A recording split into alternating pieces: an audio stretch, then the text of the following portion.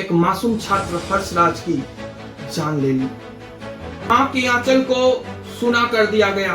कलम के बदले लाठी है, डंडा है, सिगरेट है, कहीं ना कहीं ऊपर से शक्ति तो मिल रही है। नहीं, गांधी कूप के पास गोलियों से 2020 में खून डाला गया, खून में फांसी से लटके हुए मिले और कॉलेज में ड्रग्स पिएंगे, चरस पिएंगे, गांजा। नमस्कार, मैं रोहित पांडे अपने मुद्दे की बात चैनल की तरफ से आप सभी दर्शकों का हार्दिक स्वागत, अभिनंदन एवं वंदन करता हूं। आज की इस वीडियो में हमारा मुद्दा है हर्षराज हत्याकांड। एक मां की आंचल को सूना कर दिया गया। एक पिता के सपनों को हमेशा हमेशा के लिए तोड़ दिया गया और छात्र हर्षराज के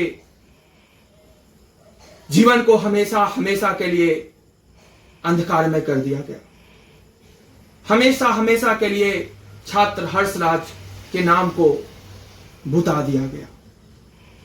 जैसा कि आप सभी को मालूम है कि हर्षराज पटना यूनिवर्सिटी के बीएन कॉलेज के तृतीय वर्ष के छात्र थे, अंतिम वर्ष के छात्र थे और वे परीक्षा देने गए थे और परीक्षा देकर लौटने ही वाले थे। तब तक सेंटर पे ही लगभग 15-20 की संख्याओं में लोग पहुंचे और अंधाधुंध हर्षराज को तब तक पीटते रहे जब तक हर्षराज की प्राण नहीं निकल गई।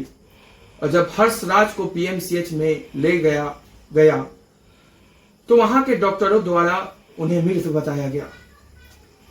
पहली दुख का विषय यह है कि उस समय उस कॉलेज के कैंपस में जहां हर्षराज की हत्या हुई, सैकड़ों छात्र थे। वे लोग 15-20 छात्रों को आराम से भगा सकते थे, डांट डपट सकते थे, निपटा सकते थे, लेकिन दुख का विषय यह है कि वो लोग मूर्ति बने खड़े होकर देखते रहे। दूसरी बात, इसमें मुख्य आरोपी के रूप में चंदन यादव और अमन पटेल का नाम आ रहा है, जो कि छात्र ही हैं और हर्षराज भी छात्र ही थे। जैसा कि सुनने में आ रहा है कि इन लोगों की कुछ आपसी झड़प कॉलेज की दांडिया शो में हुआ था और उसी झड़प का बदला लेने के लिए इन लोगों ने अपनी दरिंदगी दिखाई और दरिंदगी का परिचय देते हुए एक मासूम छात्र हर्षराज की जान ले ली। सबसे बड़ी मुद्दा यह है कि इन छात्र के हाथों में जो कलम होना चाहिए, आज बिहार के अधिकतर विश्वविद्यालय के छात्र के हाथों में जो हॉस्टल में लाते हैं, कलम के बदले लाठी है, डंडा है, सिगरेट है, चरस है, हफीम है। इसके जिम्मेवार कौन है? इन लोगों को शक्ति कौन दे रहा है?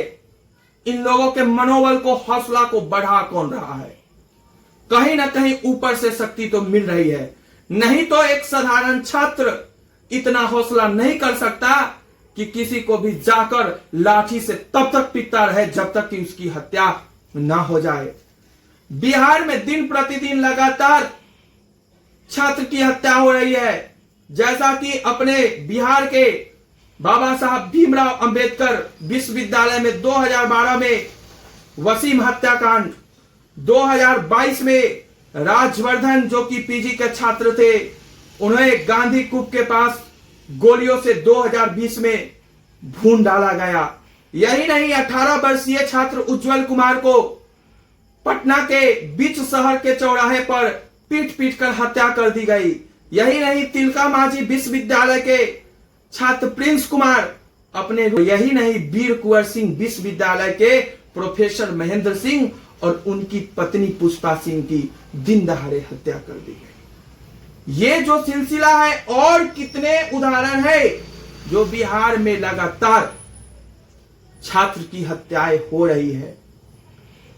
पहले जो छात्र जाते थे हॉस्टल में, विश्वविद्यालयों में दाखिला लेते थे तो पढ़कर आईएएस, आईपीएस डॉक्टर, इंजीनियर, वैज्ञानिक बनकर निकलते थे, प्रोफेसर बनकर निकलते थे।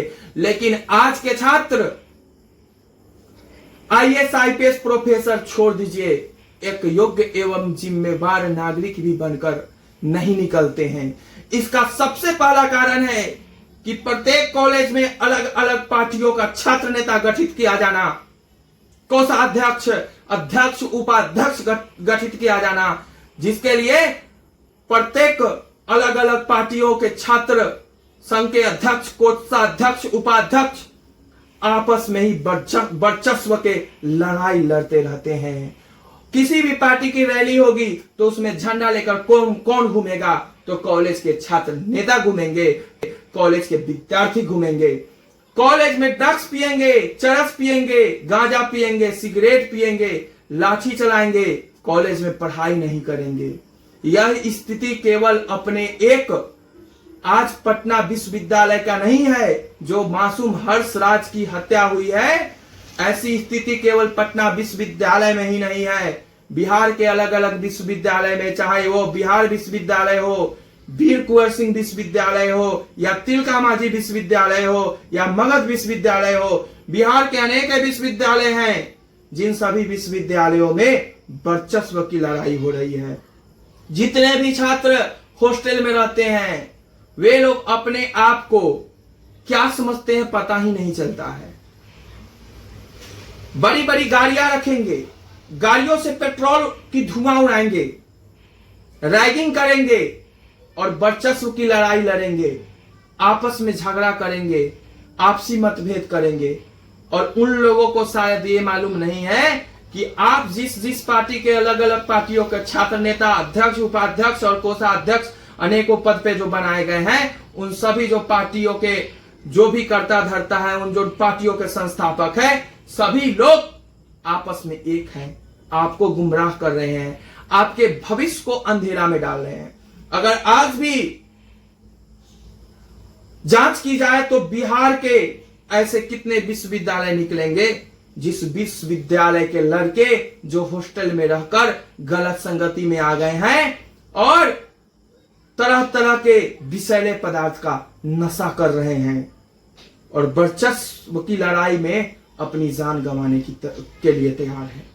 तो मैं बिहार प्रशासन से, पटना पुलिस प्रशासन एवं बिहार के तमाम पुलिस प्रशासन और जितने भी पदासीन मंत्रीगण, नेतागण हैं, उन सभी से मैं दरखास्त करना चाहूंगा, निवेदन करना चाहूंगा, बिहार विश्वविद्यालय से लेकर बिहार के जितने भी अलग अलग विश्वविद्यालय हैं, उन सभी विश्वविद्यालय के कुलपति एवं अलग अलग विश्वविद्यालयों के प्राचार्यों से मैं अनुरोध करना चाहूंगा कि आप सभी अपने अपने हॉस्टल और विश्वविद्यालय का समय समय पर जांच करें और वैसे जो आपराधिक प्रवृत्ति और आपराधिक भावना रखने वाले छात्र हैं, उन छात्रों को विश्वविद्यालय से अलग करें।